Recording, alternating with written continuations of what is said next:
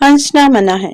एक शेख साहब की बीवी बीमार थी और लाइट भी नहीं थी, तो शेख साहब ने मोमबत्ती जला दी और बीवी को बोले कि मैं डॉक्टर को लेने जा रहा हूँ, और अगर तुम्हें लगे कि तुम मर रही हो तो पहले जल्दी से मोमबत्ती बुझा देना।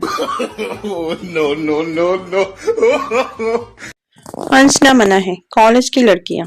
कॉलेज की दीवार पर किसी नौजवान ने ये लिख दिया, प्यारी कल कॉलेज न आना, हम तुम्हारे घर आएंगे तुम्हारे रिश्ते के लिए। दूसरे दिन 247 लड़कियां, 19 उस्तानियां, एक पीटी टीचर, एक कंप्यूटर ऑपरेटर लड़की, एक क्लर्क लड़की और तो और कॉलेज में काम करने वाली खाला भी गैर हाजिर रही।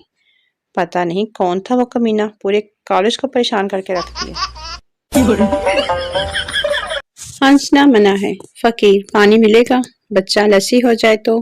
फकीर बहुत अच्छा। फकीर 3 प्याले लस्सी के पीकर बोला, घर में आज किसी को लस्सी नहीं पीनी। बच्चा नहीं, आज लस्सी में चूहा गिर गया।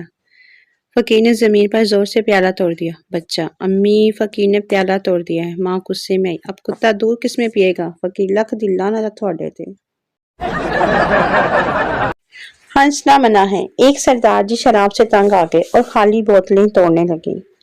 एक बोतल तोड़ी, तेरी वजह से मेरी नौकरी गई। दूसरी बोतल तोड़ी, तेरी वजह से मेरा घर तबाह हुआ। तीसरी बोतल तोड़ी, तेरी वजह से मेरी बीवी छोड़कर चली गई। चौथी बोतल उठाई तो भरी हुई थी। सरदार ने उसे उठाकर एक तरफ रख दिया। तू साइड हो जा, तेरा कोई कसूर नहीं।